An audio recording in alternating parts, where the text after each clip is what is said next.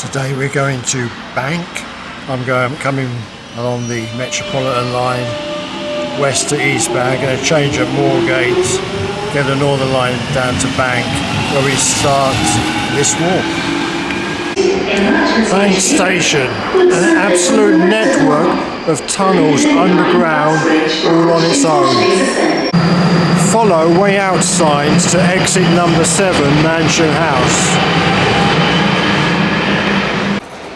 Waterloo and City Line, way out.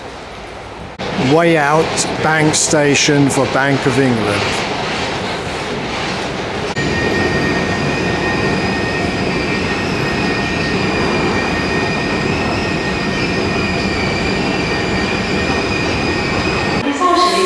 Bank Station subway system was once a tourist attraction all of its own.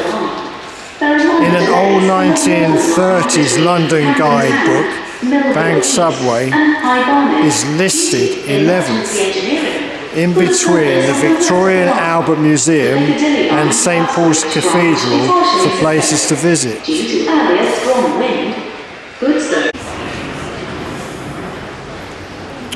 Welcome to TM's London Walks and History.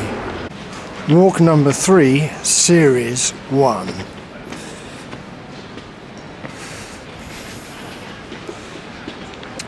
The Bank of England,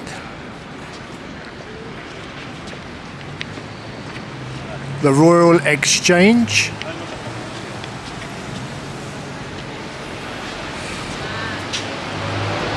Mansion House. Okay, we are here at Bank. We've just come out of Bank Station.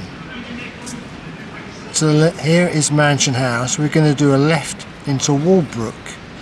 We're going to go to the Bloomberg building and look at a Roman temple at London Mithraeum.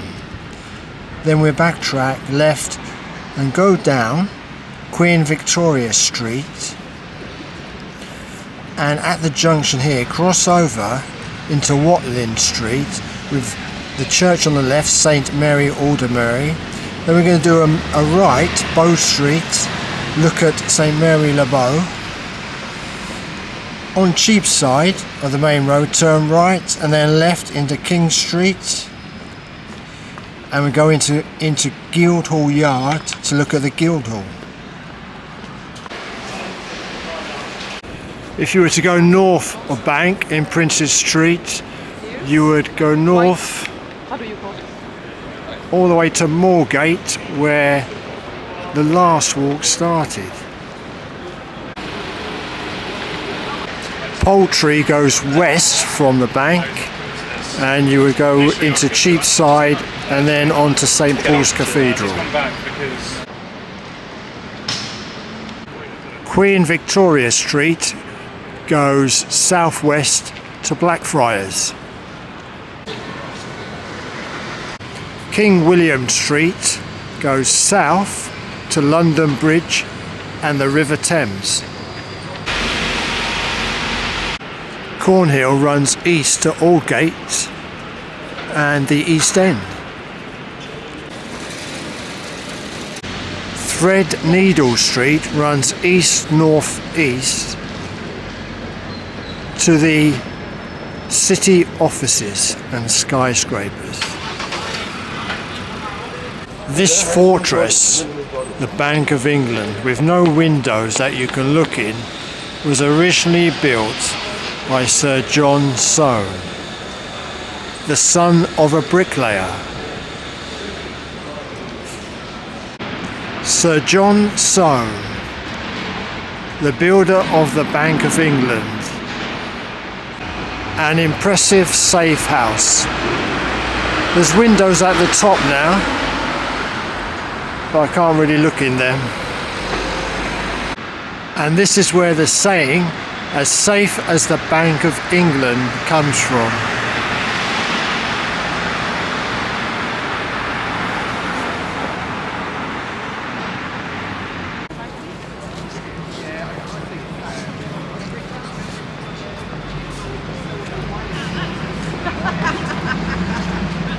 He got invited to it, I don't know.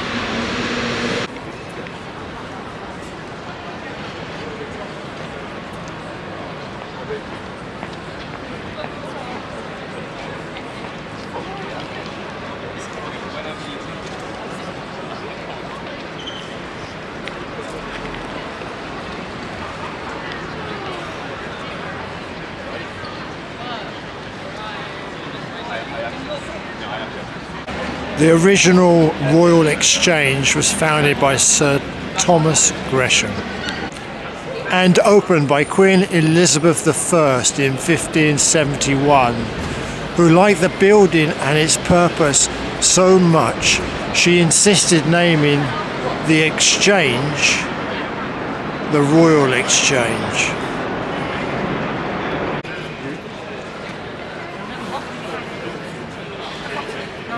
The original building fell victim to the Great Fire of London in 1666.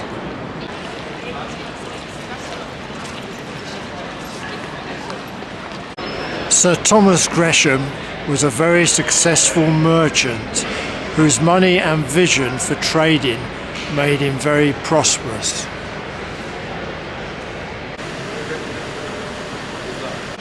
This grasshopper is in Lombard Street and features on Sir Thomas Gresham's crest.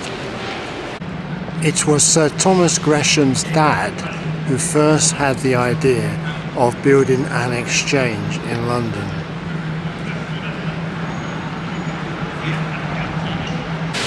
But unfortunately, his idea fell on deaf ears. Some years later, Sir Thomas Gresham, now with money of his own, wanted to build an exchange, and he got the all clear.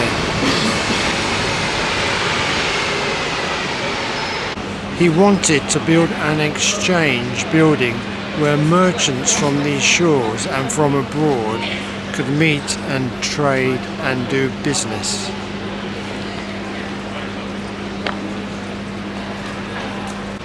Before the exchange building was built for this purpose, the merchants had to meet in the open streets around here.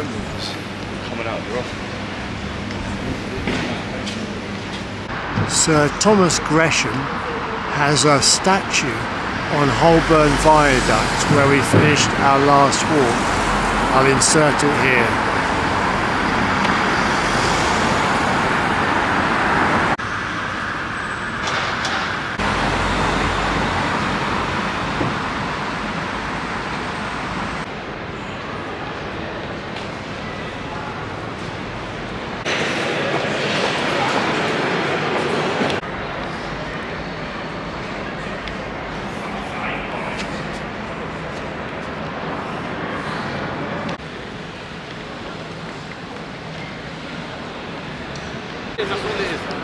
Wellington. James Henry Greathead, Chief Engineer, City and South London Railway. Inventor of the travelling shield that made possible the cutting of the tunnels of London's deep level tube system. Mansion House, first occupied by a City of London Lord Mayor in 1752, not to be confused with the Mayor of London.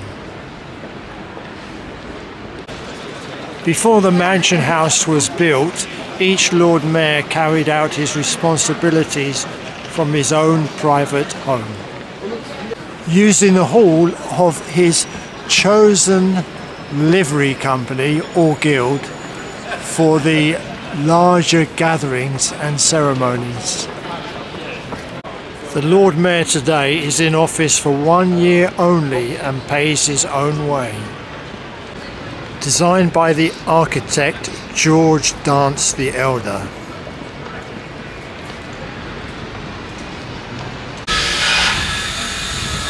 This street here is named L.Walbrook, named after the ancient river that ran through here in Roman times. On the riverbank once stood the Roman temple of Mithras. It's not hard to imagine. The building named Bloomberg in Walbrook, designed to blend in with ancient times.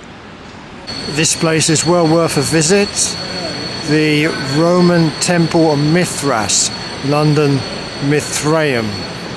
It's free to enter, just book online before you visit to book a time.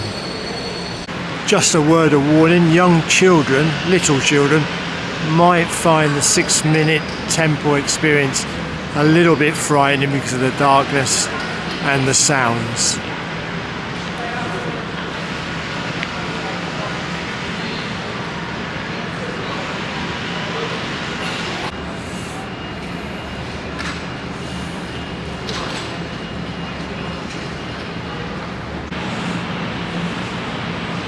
Here in Walbrook, this distinctive cladding around this building are made of glass fibre reinforced polymer, a material used in the bodywork of cars.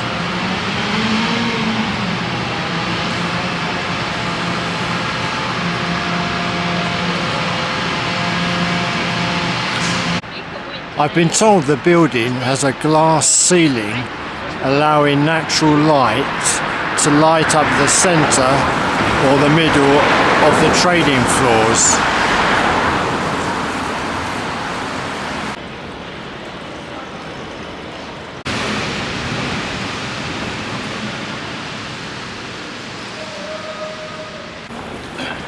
This is number 1 Poultry. They used to stand on this corner, a beautiful, majestic Victorian Gothic styled mapping and web building built in 1870. Sadly demolished in 1994 to make way for this thing. This says the great conduit lies beneath this spot, built by the City of London in 1245 to provide public water supplied by pipe from Tyburn Springs. Removed after the Great Fire in 1666 and found during the construction of 1 Poultry in 1994. And we're just outside Tesco's Express. Mapping and Web have now moved here on Cheapside at the corner of Old Jewellery.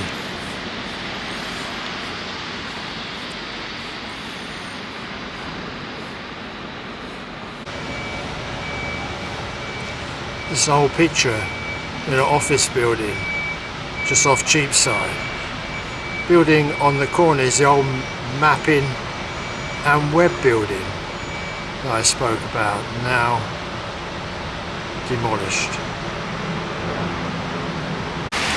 This is a superb piece of art representing the River Walbrook, which ran through the ancient Roman city of London.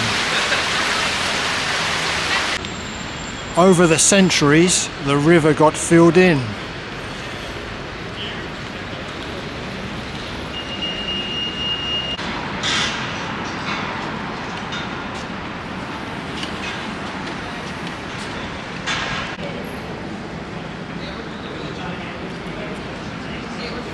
The church name St Mary Aldermanbury could mean Older Mary. And so the first local church name dedicated to Mary. The church dates back to the 11th century. The Great Fire of London 1666 meant the church needed to be rebuilt.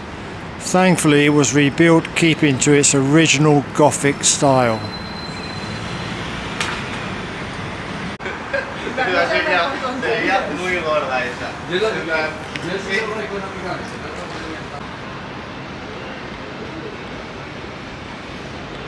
The interior is one of the best church interiors in London.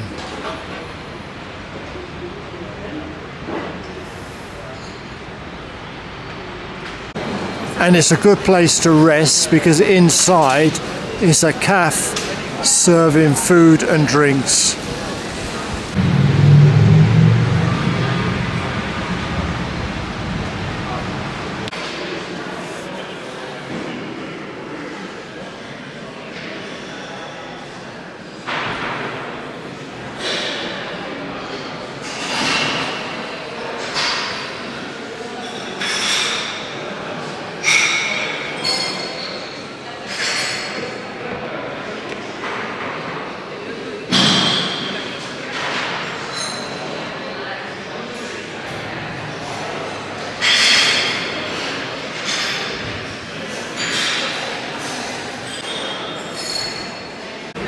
This building may have housed Sir Christopher Wren and his team as they rebuilt St Paul's Cathedral.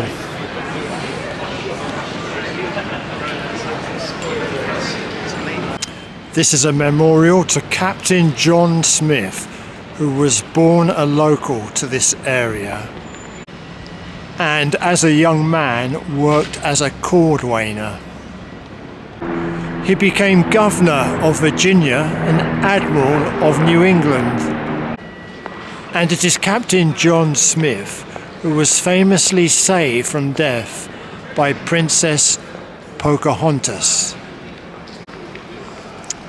He was buried in St Sepulchre without Newgate, the church we highlighted at the end of our last walk, near the Old Bailey.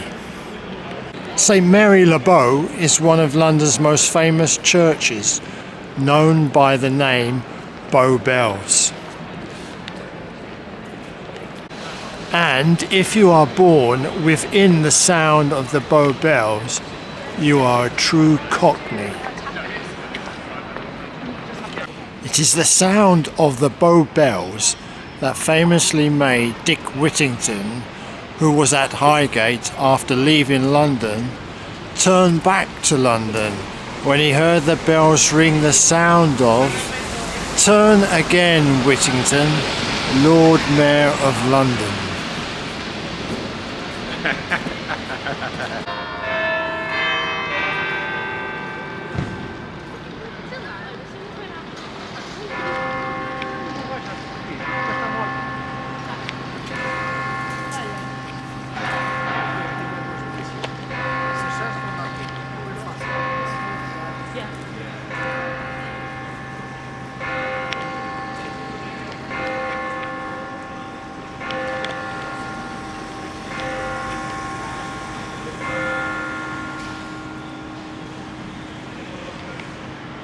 St Mary Le Bow, or Bow Bells, was one of the first churches to be rebuilt after the Great Fire of London, and looking at the enormous width of its tower, one of the most expensive.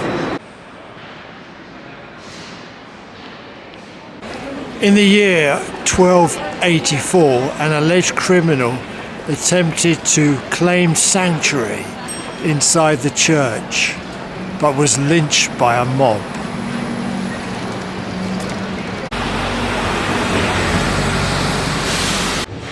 This resulted in 16 men being hung, drawn and quartered, and one woman burnt at the stake.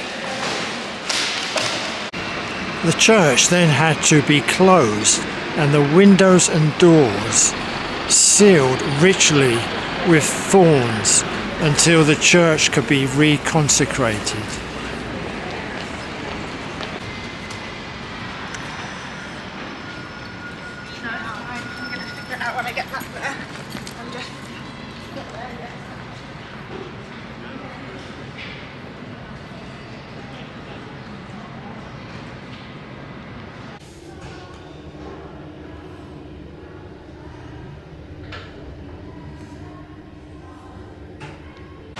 Cheapside was once the host to a long-running market.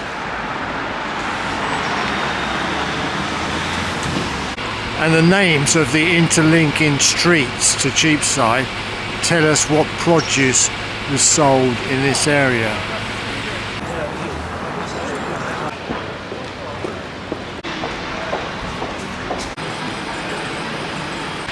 think it's St. Peter who holds the keys of heaven. Well, no, the keys to the kingdom of heaven. And in this churchyard used to be Church of St. Peter's, but no longer here, demolished.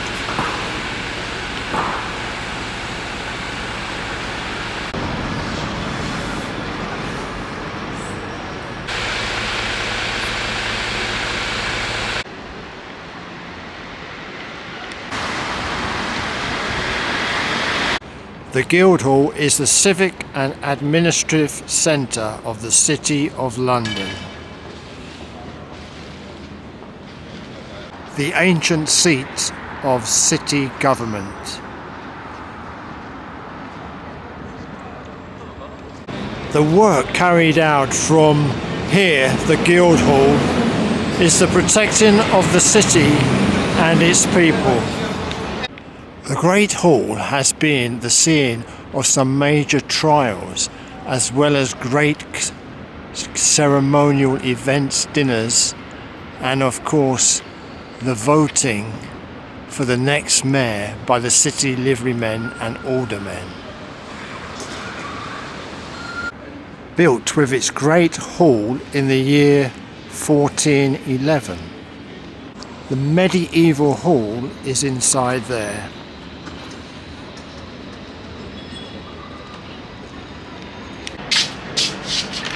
Before becoming Lord Mayor, he or she would have served as sheriffs and aldermen nominated by the liverymen of the city guilds.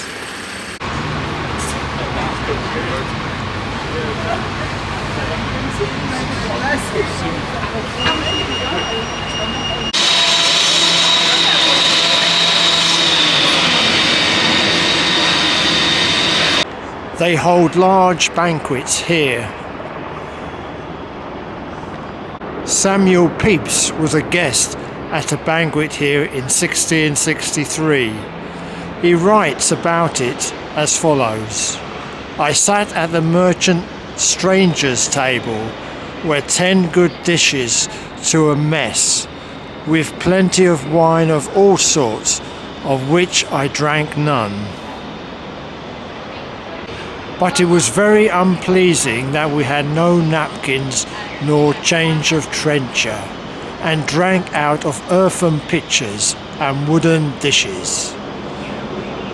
The dinner, it seems, is made by the mayor and 2 sheriffs for the time being, the Lord Mayor paying one half and they the other. End of Samuel Pepys' quote. And this is Samuel Pepys.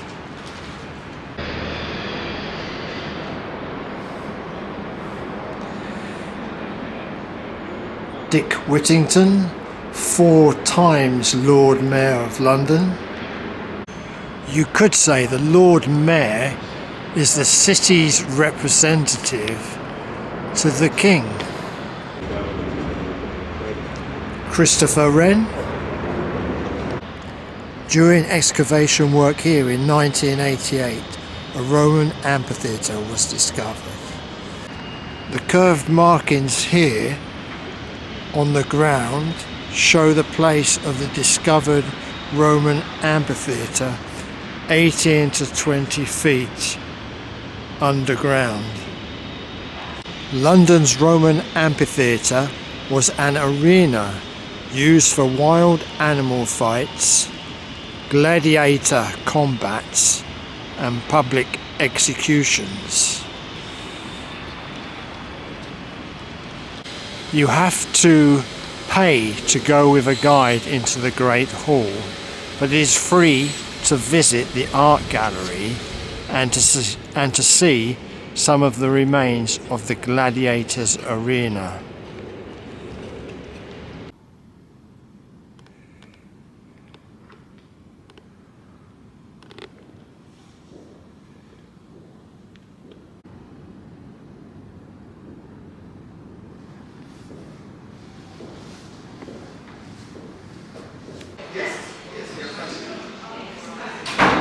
Here, Lady Jane Grey, Queen for only 9 days, was tried and sentenced to death. Gunpowder plot conspirator of 1605, Henry Garnet, was also tried and sentenced to death here. In the Great Fire of London 1666, the Guildhall was placed in the midst of a sea of fire. Samuel Pepys called it a horrid, malicious, bloody flame. However, from the fire, the walls stay intact. But a new roof was needed, and a temporary roof is installed that lasts 200 years. After hearing of the Great Fire of London, Louis XIV, King of France, then our enemy, forbade any rejoicing at such a deplorable accident involving injury to so many unhappy people, he said. And charitably, King Louis XIV offered food and other help. Forward many years later to Sunday the 29th of December 1940, and almost immediately after the sirens had sounded the alert of attack from the air, at 6:08 in the evening, the throb of aeroplane engines was heard.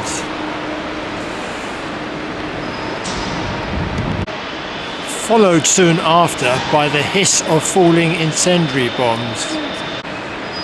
Two of these penetrated the roof. But between 8:30 p.m. and midnight, the Guildhall and a great part of the administrative offices North Part burnt in a fire due to enemy action.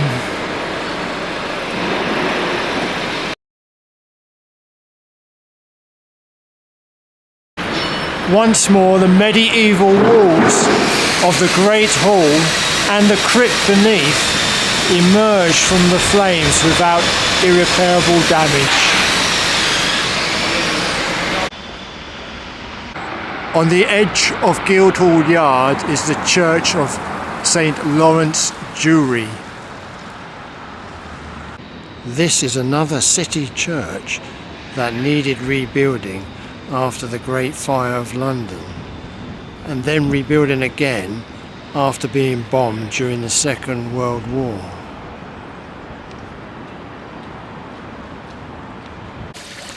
Most of the city churches are open to the public during the week to give a much needed quiet oasis from the noise of the city, and it has been a very noisy so far on this walk.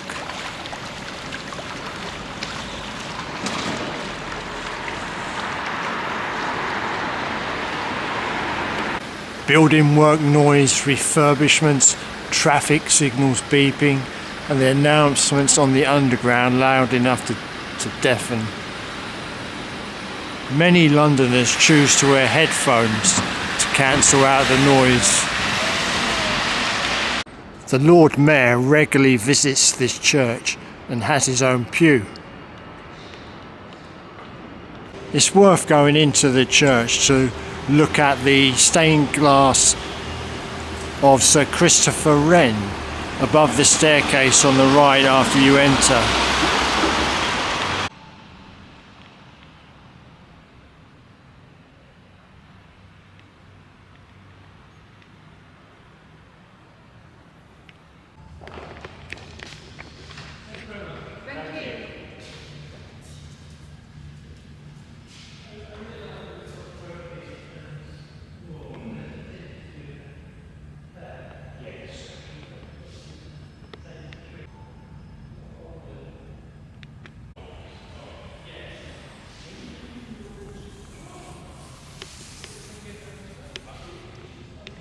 And the church today is busy hosting the Lord Mayor's civic church events.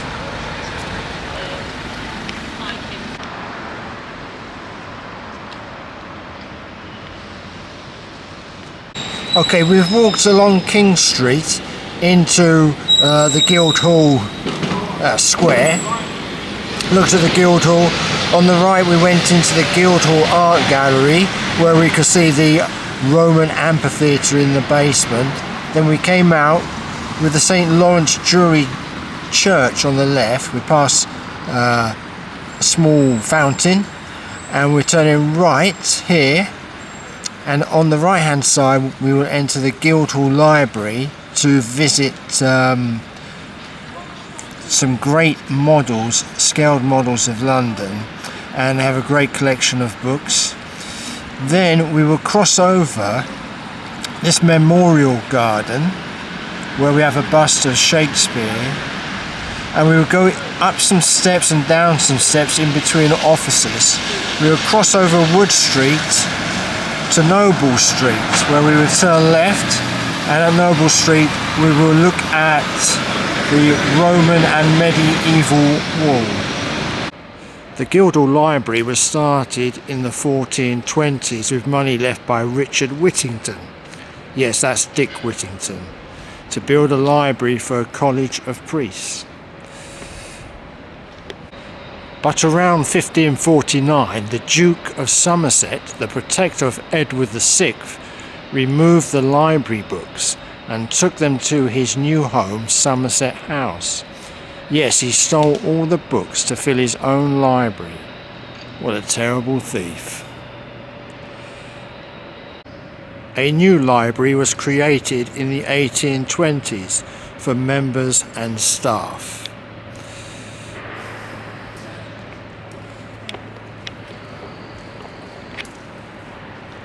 And in 1974, the current library was built to house the now huge volume of books.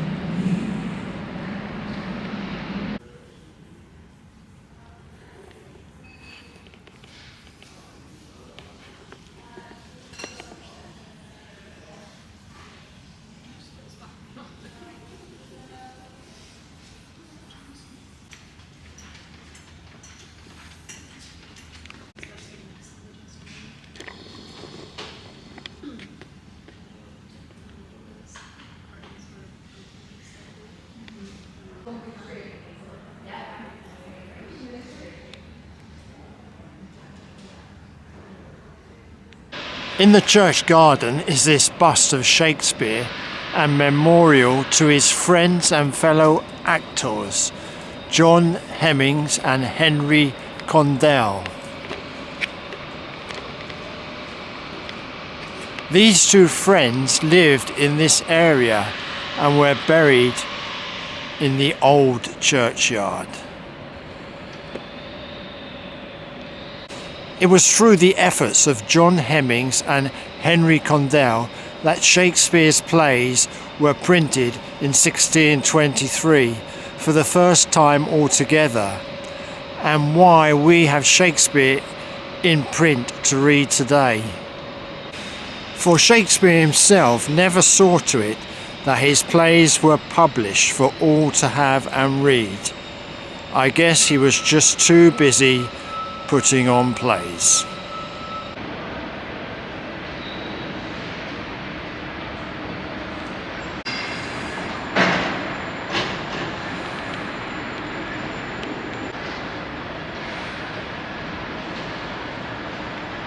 St Mary Aldermanbury was one of the city churches bombed in the Second World War and not rebuilt. But it was built, reconstructed in Fulton, Missouri in the USA in the 1960s. Fantastic. I would love to see that one day.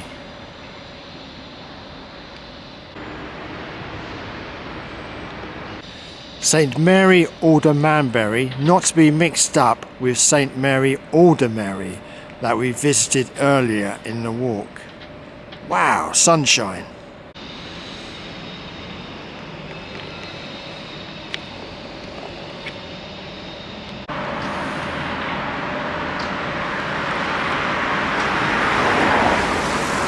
Another bombed church.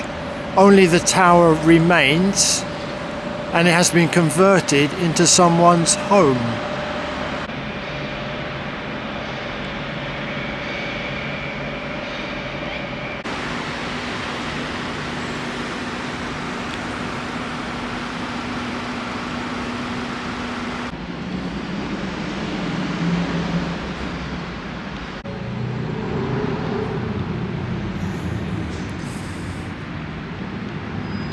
Here in Noble Street is what is known as the Roman Wall, but really it's mainly medieval wall built on top of the Roman wall underneath. You have to remember that the ground we stand on today is much higher than the ground level of Roman times, probably about 18 to 20 feet higher in many places.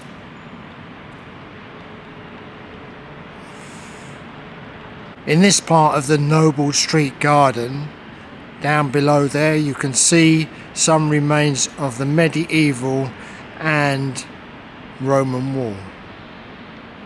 It says here on the information board, over 1,000 Roman soldiers worked for the provincial governor in London.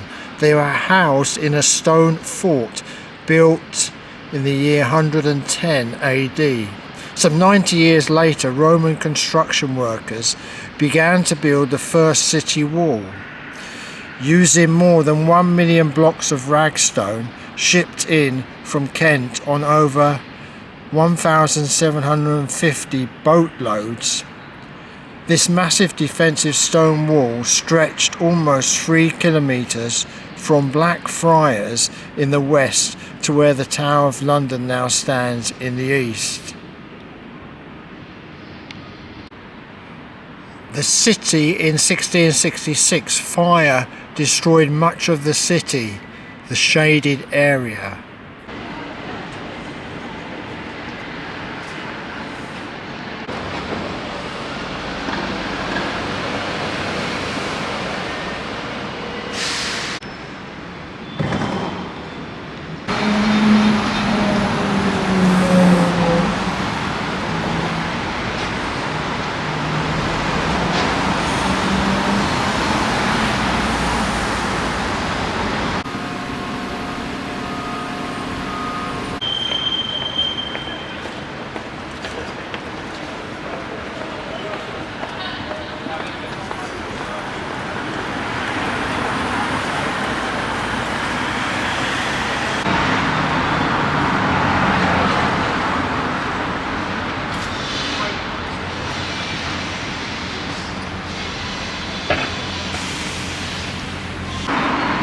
This church here is saying bolt off without Aldersgate. Churches with the words without and gate in their names basically mean they were nearby a gate to exit or enter the Roman city walls. And without meaning the church was just outside of the city walls. And this church has brilliant stained glass windows which all tell a story. One of the fabulous stained glass windows, the one of the risen Lord, was donated in the memory of Captain Matthew Webb, the first person to swim the English-French Channel.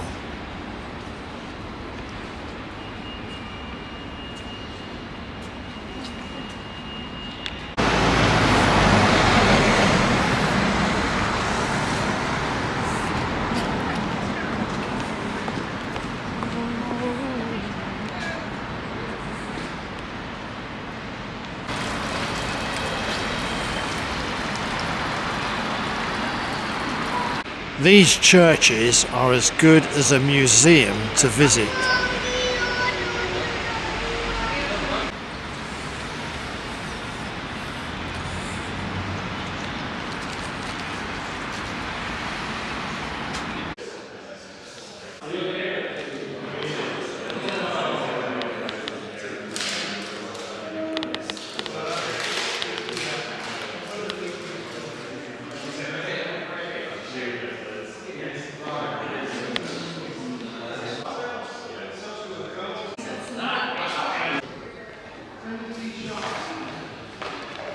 The church has a memorial book recording almost 1,800 names of men killed in the First World War while fighting for the Post Office Rifles Regiment.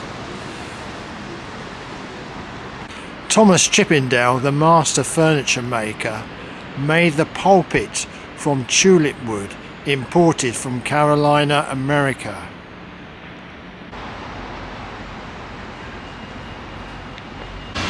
At the moment, the church is open to visitors on Thursdays between 1 p.m. and 4 p.m, plus whenever services are on.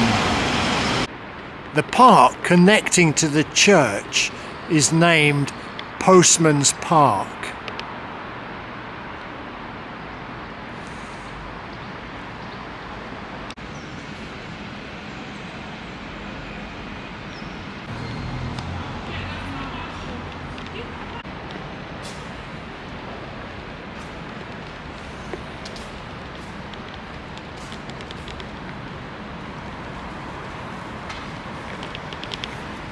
The sign here says, "In commemoration of heroic self-sacrifice, 1899.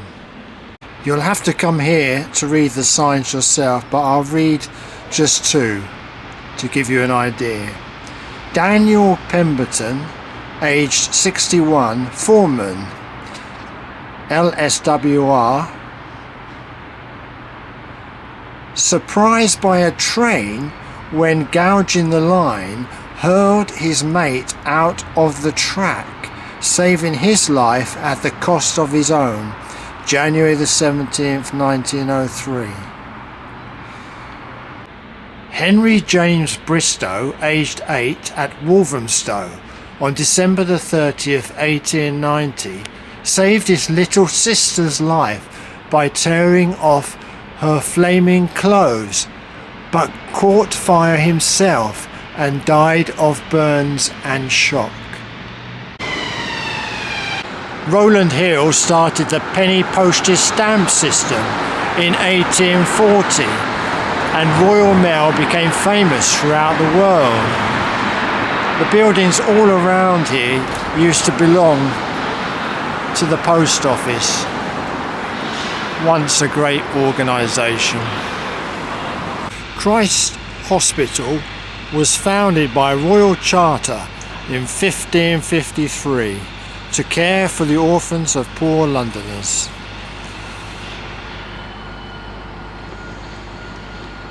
Built on the site of a former Catholic monastery which had been dissolved during the Reformation.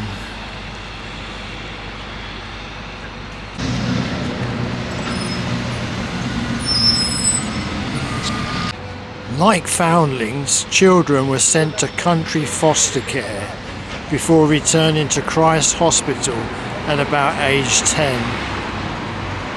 Christchurch Greyfriars is where the children worshipped. Christ Hospital, also known as the Bluecoat School.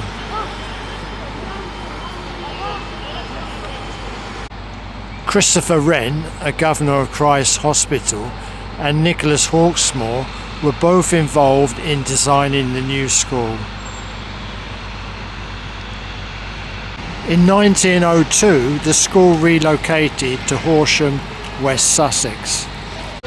Bombings in the Second World War left the church in ruins, which you see today.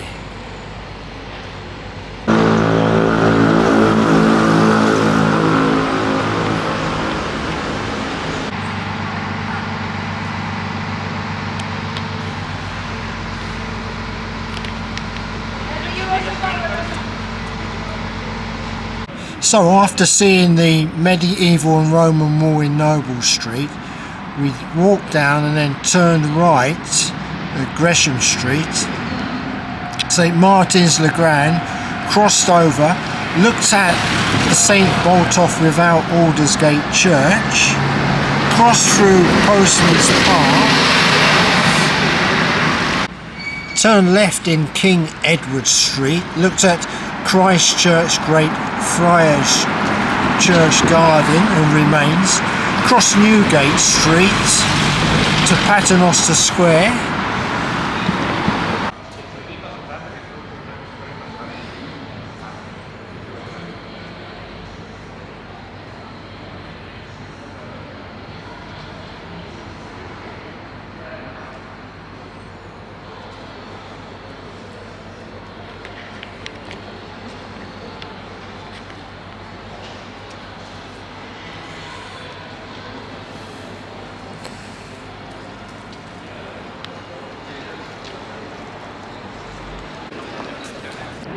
Paternoster Square, a very open and windy place, but great views of St Paul's Cathedral. This is a 17th century gateway, the only gateway, ancient gateway, still in existence, even though it's not in its original spot. You see the middle gateway, or the middle arch, that was for traffic of horse and carriage originally, but deemed after a while not wide enough for all the traffic. That's why it had to be moved. On the right and on the left are archways for foot passengers. The two statues above the arch on Paternoster Square side, James I and his queen, Queen Anne of Denmark. The two statues above the arch on St Paul's Cathedral side are King Charles I and his son King Charles II. After looking at the Temple Bar at Paternoster Square, walk down Paternoster Lane, cross into Amen Corner, into where the stationer's hall is, took the little alleyway to Ludgate Hill, crossed over Ludgate Hill after having a look at St Paul's Cathedral, then turned into Pilgrim Street, made our way Blackfriars Lane and across Apothecary Street to New Bridge Street, which where we turn left leads to Blackfriars Bridge, and then we turn left where we saw the Blackfriars pub.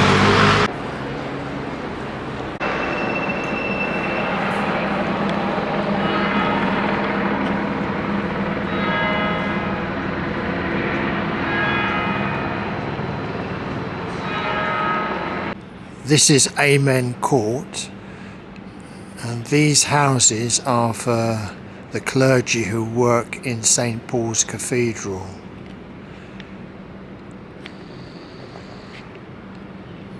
And can you see them horn-shaped things just outside the doors? That was in the olden days to put out the lighted torches, because when the streets were dark with no electricity, to light the way for horse and carriage on their way home, boys would run along in front with torches to light the way, and when they got to the home they put the torches out using them horns by the doors.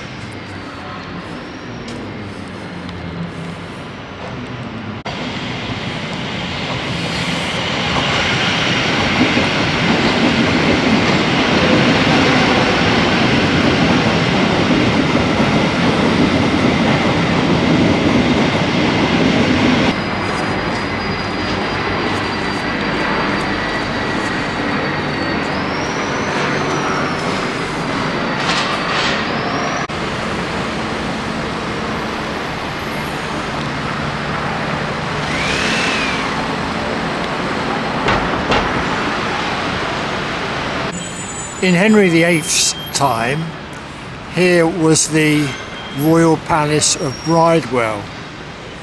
Not long after Henry VIII, Edward VI gave the palace to the City of London to become a royal hospital.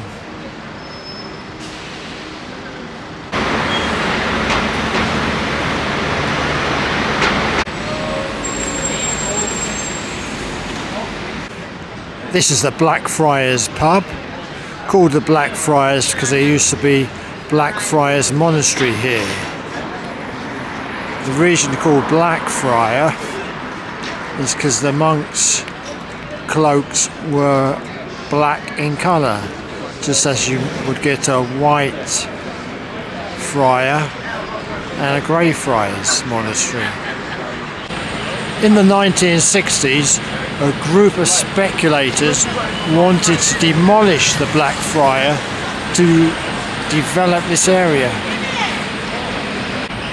Thankfully, Sir John Betjeman led a public battle to keep the Blackfriar and won. And the Blackfriar looks pretty pleased to still be here.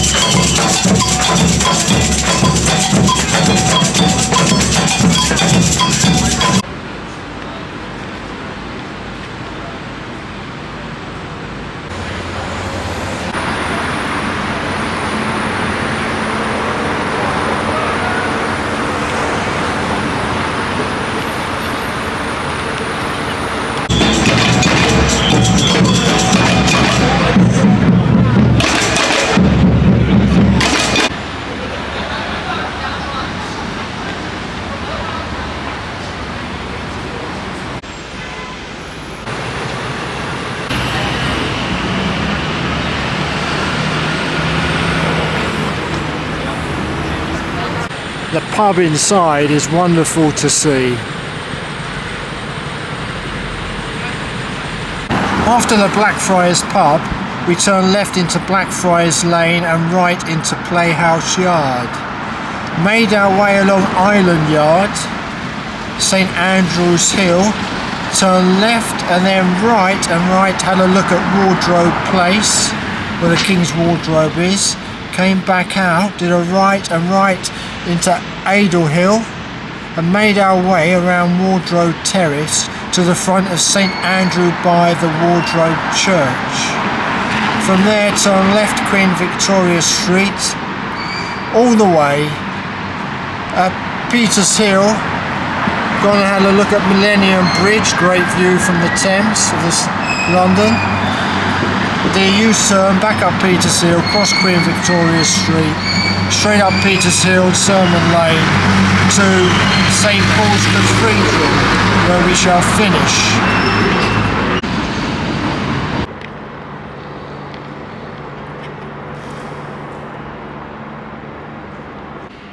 This is called Playhouse Yard.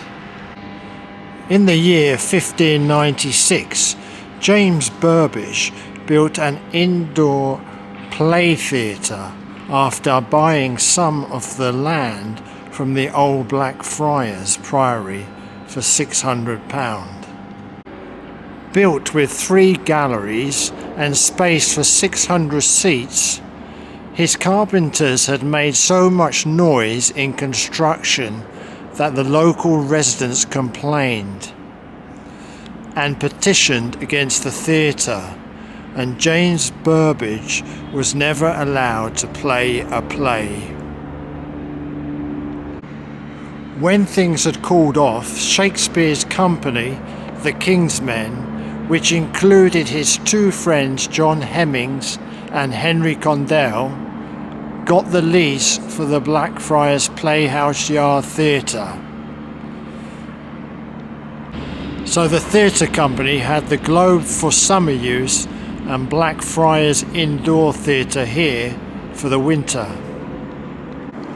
Unfortunately for the theatre company, the Puritans closed the theatre here in the 1640s, but that was well after Shakespeare's death.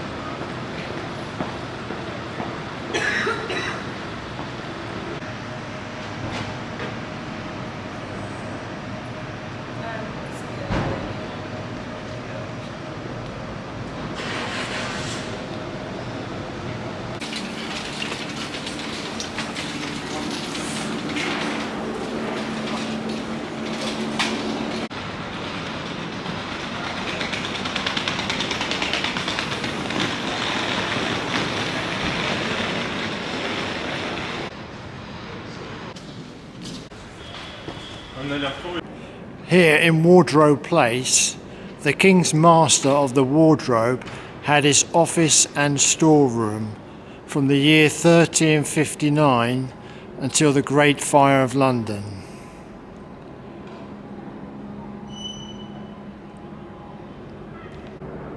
This person was responsible in keeping all the King's ceremonial robes and spare cloth.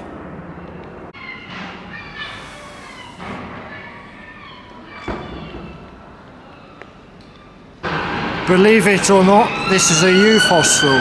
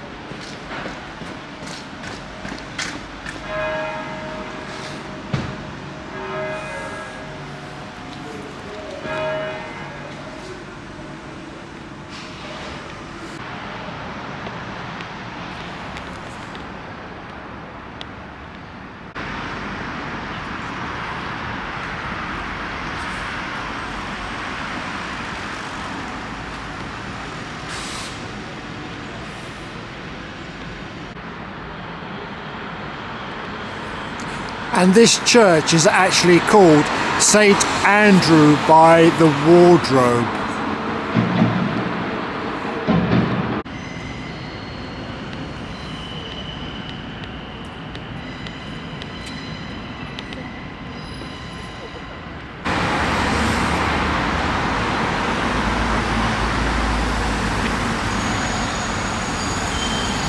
Shakespeare's 7 Stages of Man.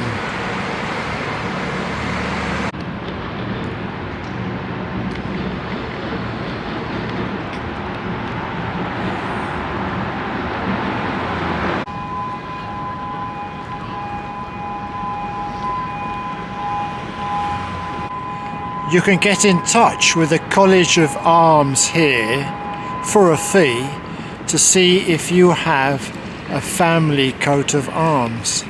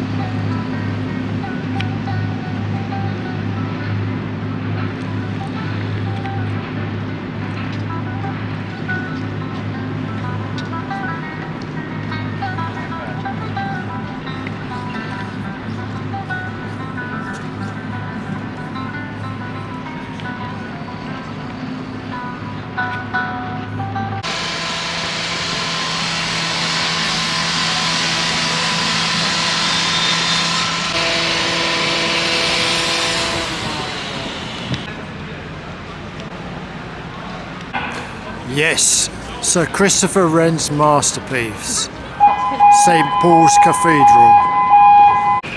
A memorial to the 1,002 firefighters who died fighting fires from the air attacks on Great Britain during World War II. A photograph showing the dome of St Paul's with the shining cross on top, with smoke from the fires all around it, became a worldwide symbol of Britain's defiance against the Nazi German attack. The phoenix on the south side symbolises the rise of the new St Paul's from the old after the Great Fire of London in 1666.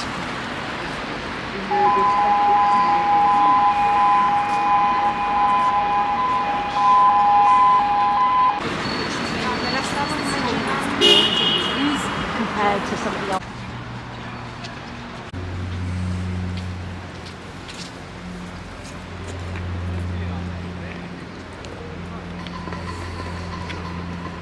St Paul's Cross. John Wesley, whose Methodist chapel featured on our last walk. Queen Anne was on the throne at the time of Sir Christopher Wren's build of St Paul's Cathedral was completed.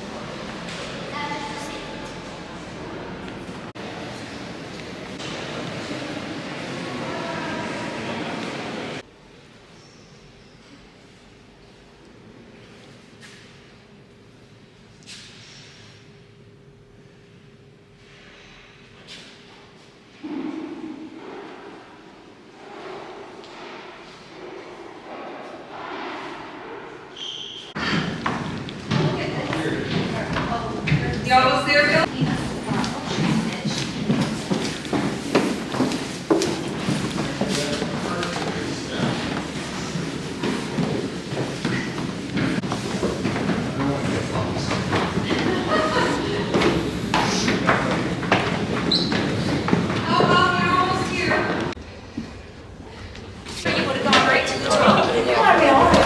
Zara, let's go around.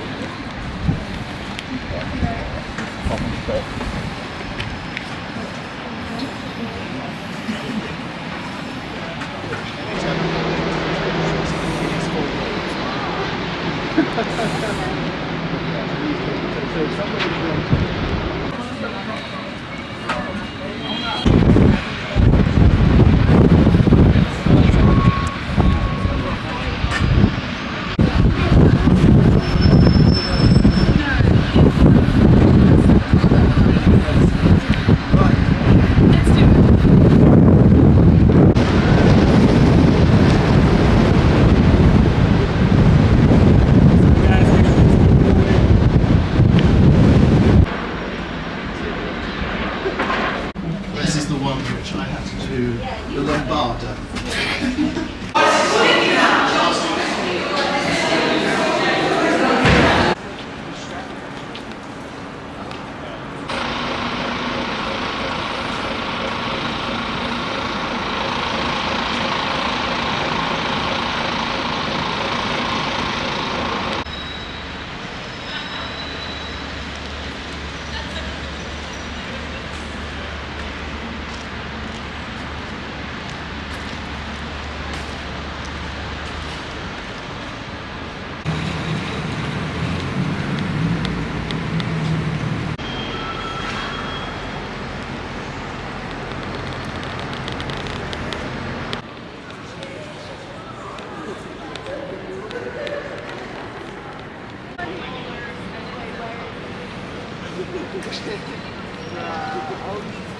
This is Chapter House, which is in between Paternoster Square and St Paul's Cathedral. This was the last building which Sir Christopher Wren worked on, and he worked on it with his son, also named Christopher Wren. This is a boy on a bread basket, and the inscription here says, "When ye have sought the city round, yet still this is the high ground." August the 27th, 1688. But it's actually wrong now due to modern techniques, surveyor techniques. We know that Cornhill is 1 foot higher than this ground here by St Paul's. And St Paul's has its very own underground station where this walk ends.